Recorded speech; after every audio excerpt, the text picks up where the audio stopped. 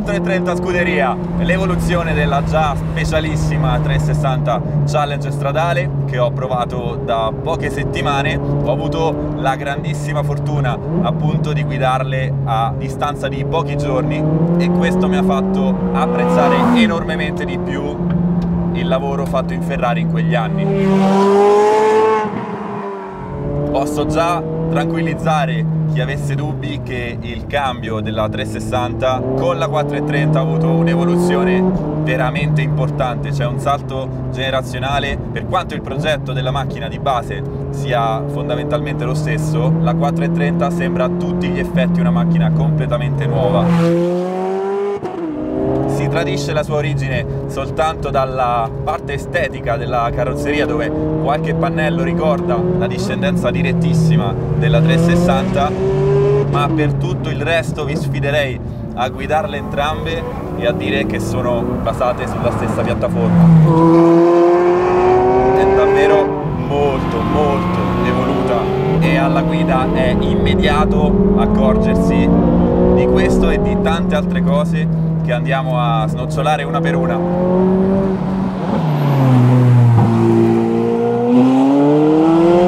In realtà qui non so da cosa iniziare, perché davvero ci sono 1 miliardo di migliorie e di evoluzioni appunto che hanno reso la 430 Scuderia il top, come lo era stato la sorella maggiore della sua epoca.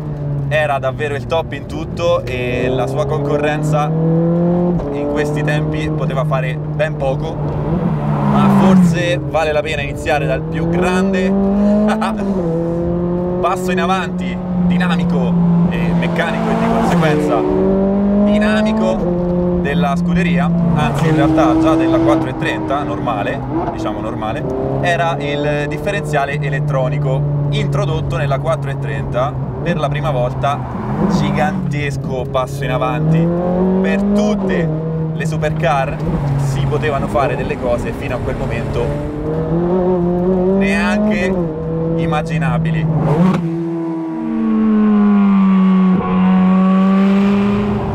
Ma se dovessi aprirvi questo servizio con un dettaglio, una particolarità della scuderia, sarebbe il fatto che nel suo sviluppo, nella sua messa a punto, che ovviamente è stato interamente curato da Dario Benuzzi, prese parte anche un certo Michael Schumacher.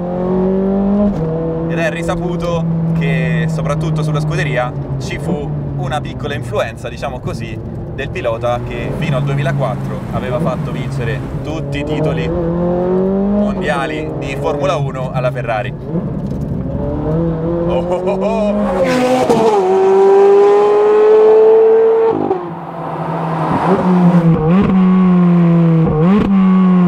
Vi dico il differenziale elettronico dal primo momento, proprio perché oggi siamo più abituati a questo tipo di sistemi di guida. Provarlo su una macchina che ormai ha qualche annetto fa impressione perché funziona già bene, e quindi immaginate quando è uscita a suo tempo l'impressione che poté fare nei giornalisti e nei tester che la provarono all'inizio prima di tutti. Stupefacente. Era anche la macchina presa da riferimento per tutte le altre supercar che dovevano nascere di lì a poco, il classico benchmark che servì poi a una trazione in uscita fenomenale. Dicevo, il benchmark di tutte le supercar future fu proprio lei, esattamente per questo.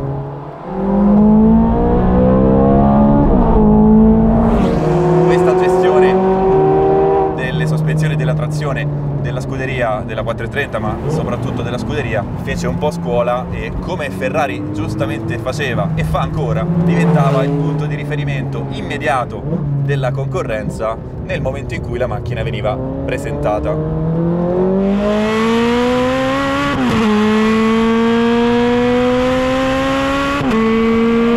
Chiaramente già dopo queste prime due cose è ovvio che io debba finire a parlare immediatamente del motore, del suono che sappiamo benissimo, il V8 albero piatto di questi anni, un 90 gradi, la cilindrata è racchiusa nel nome, quindi un 4003 da 510 cavalli, che sono a mio avviso il numero giusto per una macchina di queste dimensioni e di un peso in ordine di marcia intorno ai 1300 kg. Di nuovo, per l'epoca il top, esattamente quello che doveva essere una macchina di queste dimensioni e questa potenza e questo fascino.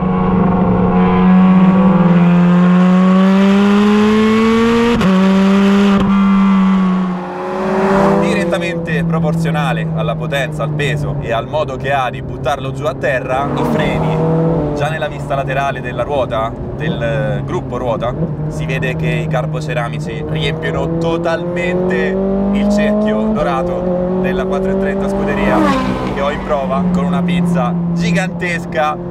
Questo tipo di impianto frenante su un cerchio da 19 come questo è di una bellezza incredibile. Parlando di bellezza, quando uscì io ero ancora molto innamorato della 355, la 360 mi piacque molto, preferivo ancora la 355.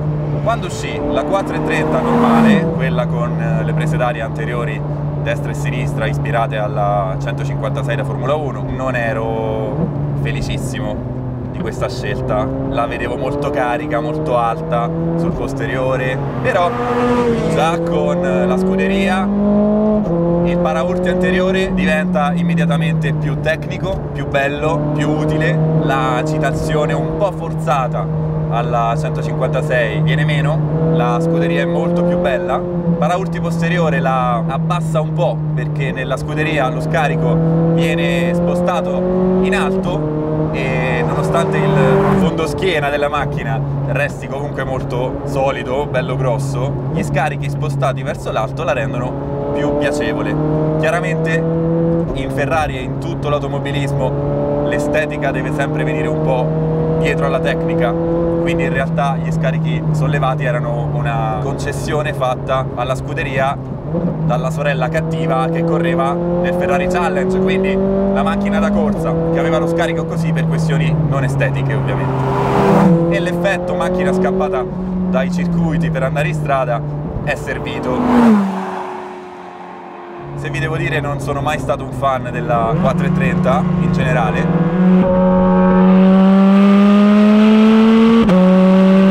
Adoravo il fatto che fosse ancora venduta in cambio manuale, ovviamente non l'ha ordinata nessuno, adesso se la piangono, ma all'epoca non la volle nessuno, chiesero tutti l'F1, comprensibilmente. Oggi ci sono aziende che cercano di convertire queste macchine al cambio manuale, giusto o non giusto, la dice lunga sui gusti e come cambino durante gli anni tra i clienti Ferrari e di supercar in generale.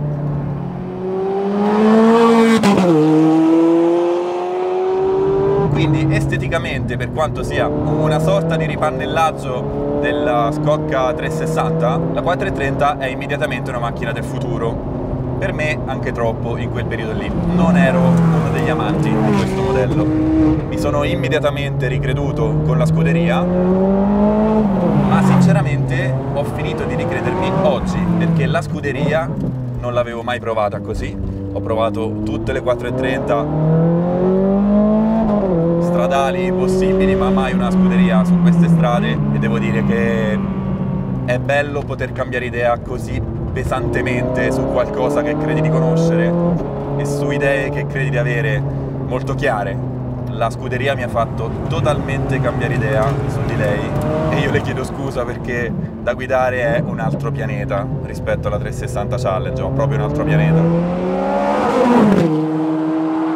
Il mio rapporto un po' conflittuale con i cambi elettroattuati a frizione singola è finalmente addolcito dalla 430 Scuderia.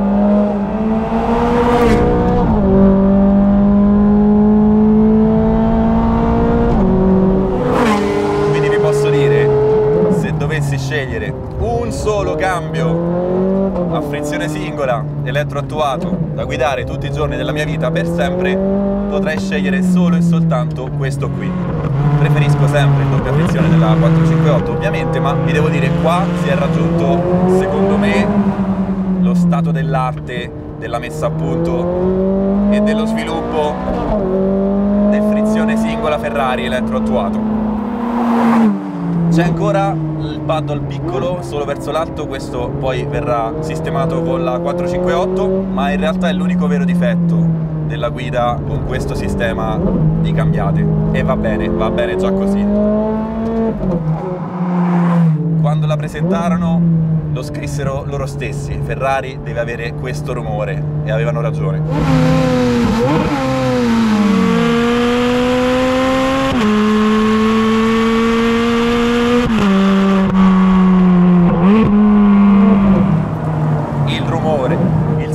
La musica, chiamiamola come preferite, è sensibilmente più civilizzato della 360 Challenge, ma non poi tanto, ed è quello che deve essere una Ferrari.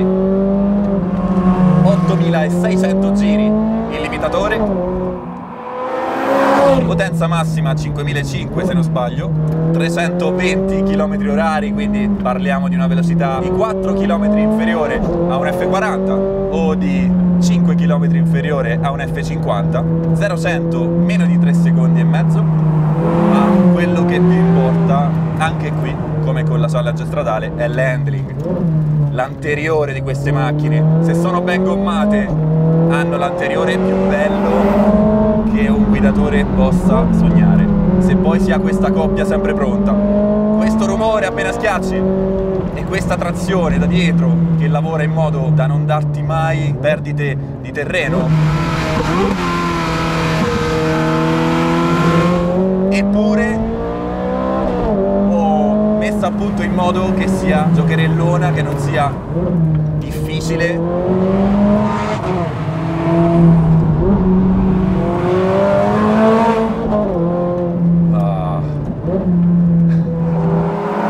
Questo esemplare in particolare, nera, con strisce e cerchi oro, stupenda, ma soprattutto gli interni di questo colore con questa macchina, forse qualcuno lo sa di voi, l'ho detto più volte, è la mia combinazione di colori preferita, le farei tutte così.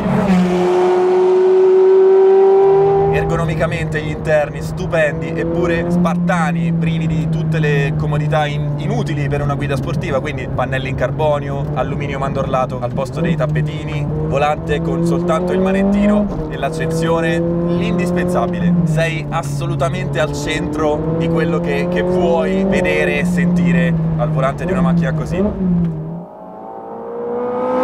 La frenata, l'ingresso in curva, le percorrenze, sono sinceramente stupito da quanto bella sia da guidare. Veramente tanto divertente e coinvolgente. Non sei mai sopraffatto da lei, è una compagna di giochi alla pari. Chiaramente per chi un minimo devi avere un po' studiato, indubbiamente, non è neanche come una macchina di oggi su cui sale un po' chiunque e si affida alla buona sorte e alla tecnologia della macchina. Qui comunque c'è tanta tecnologia e tanta qualità, ma sei tu e la macchina, non c'è tantissimo che ti aiuti. Chiaramente hai modo di staccare via tutto e sei da solo. Bella, così deve essere una Ferrari, al di là del gusto estetico, così deve essere una Ferrari.